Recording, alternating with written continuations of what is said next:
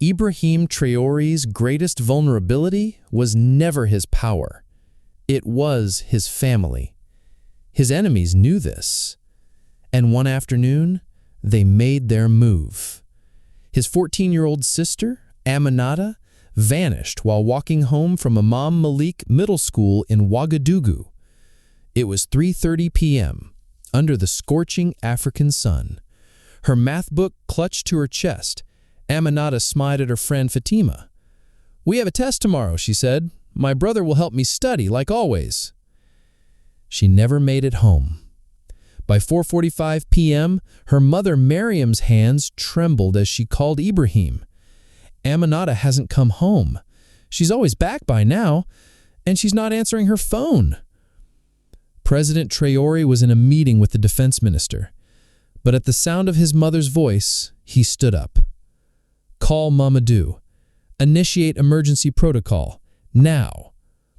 The investigation began immediately, and what they found was chilling.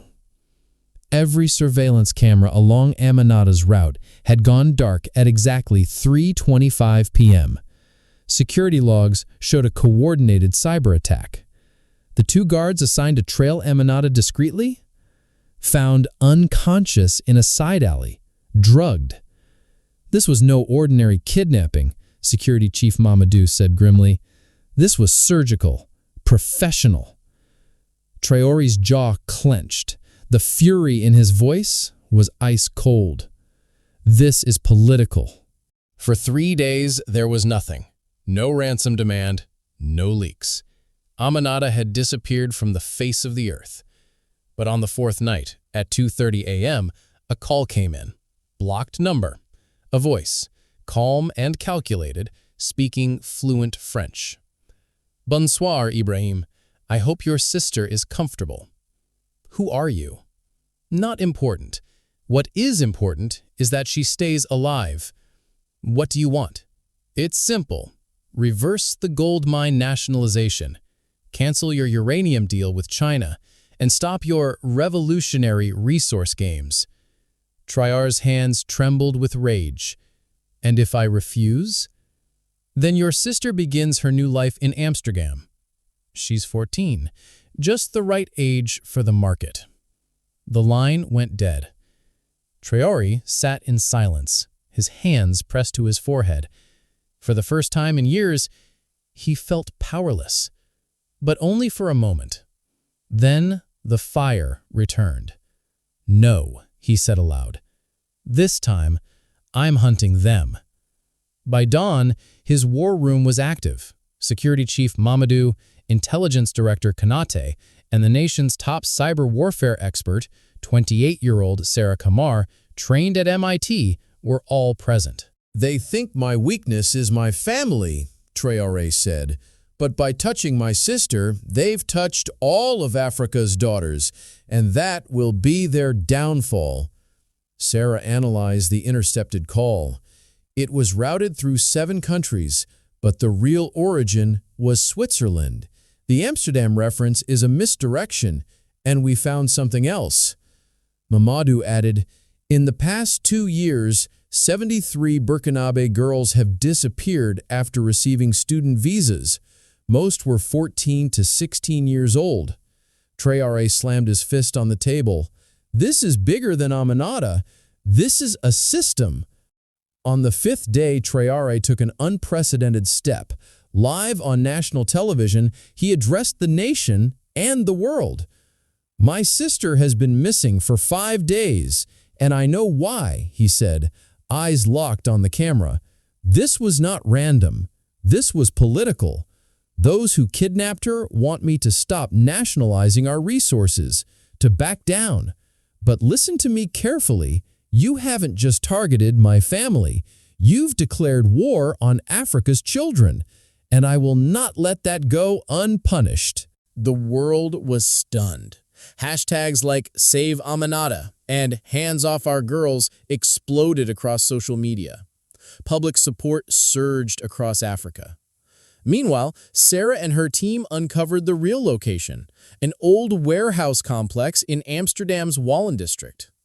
Thermal imaging revealed 40 to 50 people inside, armed guards, multiple underground floors. No one expects Burkina Faso to conduct an operation in the Netherlands, Konate noted. Traoré nodded. We're not just rescuing Aminata, we're rescuing them all. That night, Traoré made a series of phone calls to Ghana's president Akufo-Addo, Mali's transitional leaders, Senegal's Defense Council.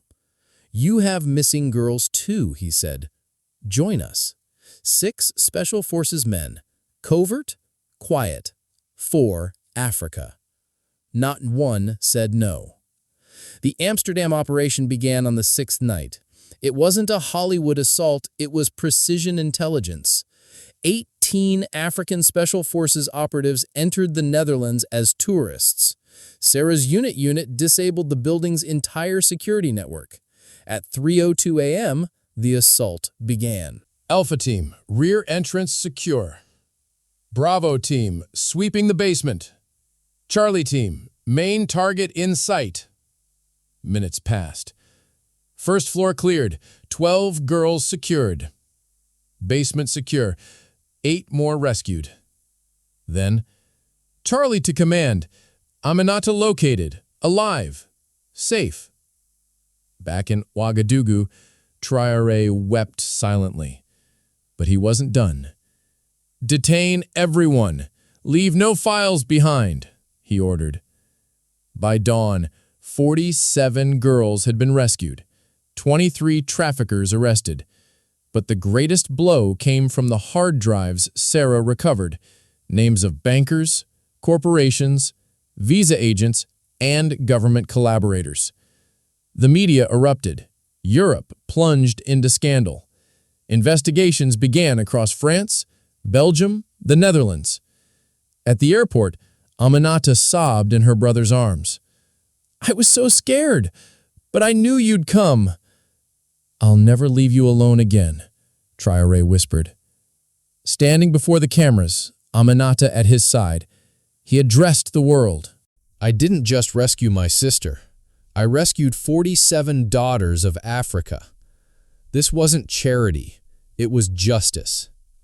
These documents reveal how the system feeds on our children to steal our future. At the African Union Summit, Traoré proposed a bold initiative, the African Child Protection Pact. 32 countries signed immediately.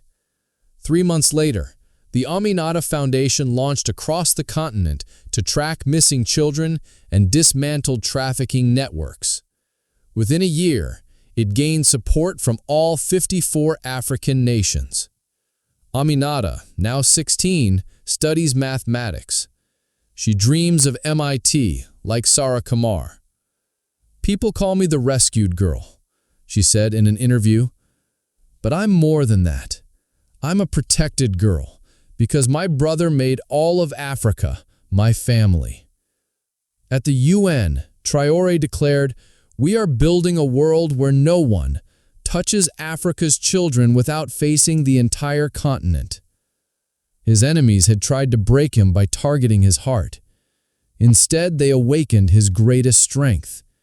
A father's fury, a brother's resolve, a continent's rebirth.